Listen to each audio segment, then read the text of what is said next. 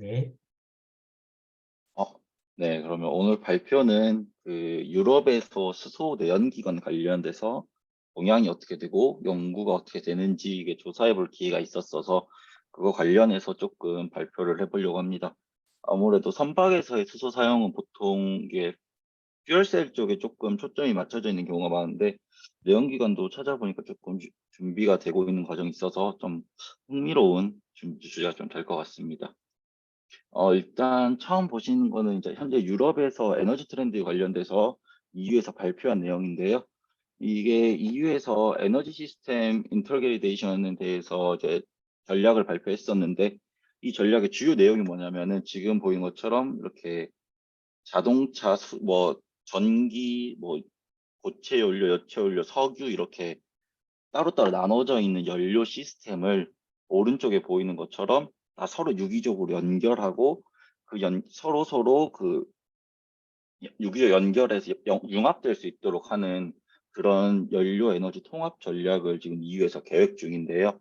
근데 그 계획의 일환으로서 가장 중요한 목표로 지금 유럽 쪽에서는 수소 연료를 그린 하이드로젠을 사용하는 것을 목표로 지금 잡고 있습니다. 이게 지금 EU에서 그 기후 중립을 대비한 수소 전략의 일환인데요. 현재부터 2024년까지 이제 조금 올리고 2025년에서 30년까지 방금 말씀드린 에너지 통합 전략을 사용해서 수소의 생산량을 더 올린 다음에 2030년 이후부터는 수소 사용을 좀 많이 올리고 특히 그 탄소화가 좀 되게 어려운 부분에 특히 더 집중적으로 수소를 보급해서 수소 연료 사용을 조금 더 촉진하게 된다는 EU의 전략입니다.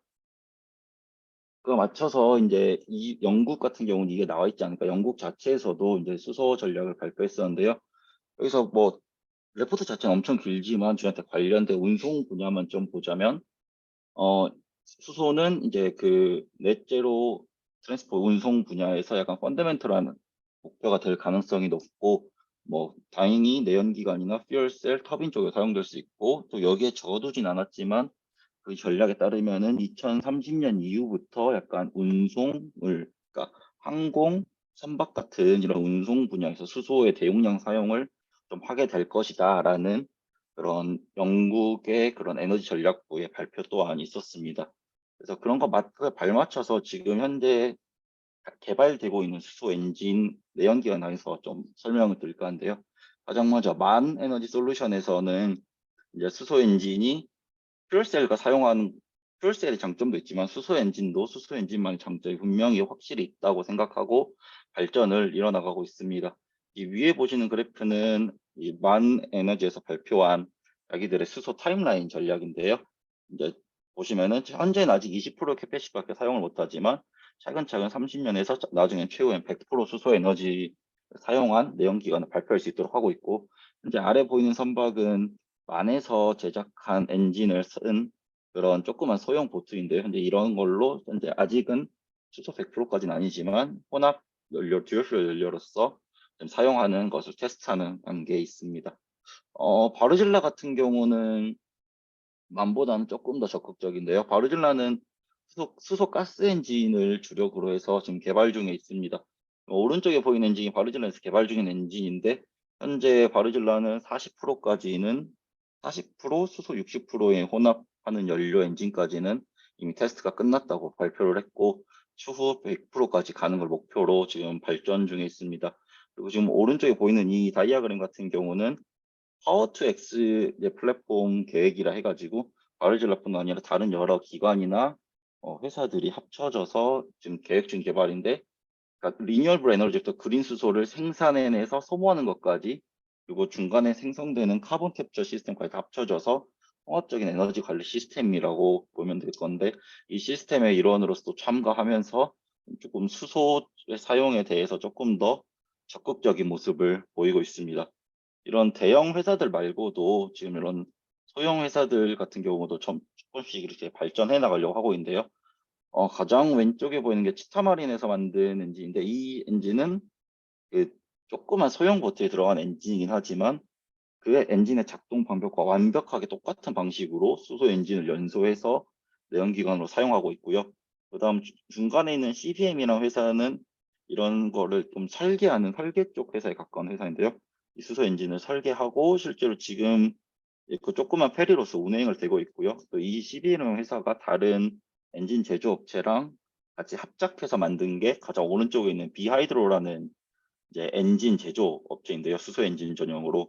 지금 현재 비하이드로는 1메가와트짜리 10메가킬로와트의 출력의 대형 엔진은 이미 생산에 성공했고 발주도 이미 받아놓은 상태고요.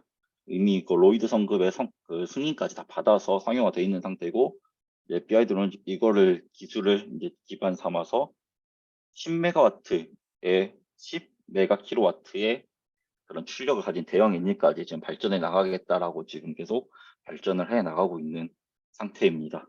네.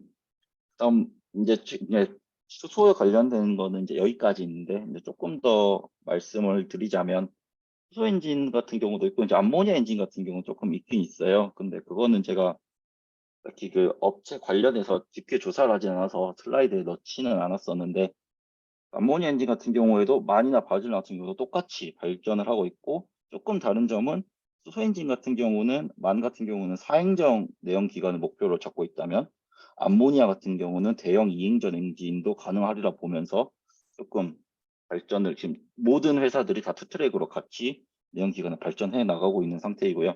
다만 서로의 약간 장점과 단점이 명확하고 아무래도 암모니아 같은 경우는 암모니아 100% 연료로 사용하는 엔진이 아무래도 암모니아 압축이나 연소율이 떨어져서 불가능하기 때문에 중간에 다른 연소 촉진제를 넣는다거나 아니면 수소를 혼합해서 폭발을 시켜야 되는 그런 추가적인 뭐 그런 개질기가 쭉 필요한다던가 그런 추가적인 방법이 더 필요하기 때문에 다른 방법이 될지 모르지만 이런 내연기관을 만약에 계속 조금 밀고 간다 하면은 수소도 충분히 가능성 있는 경쟁력 있는 연료가 될 것이다라는 지금까지 조사 결과가 있었습니다. 예.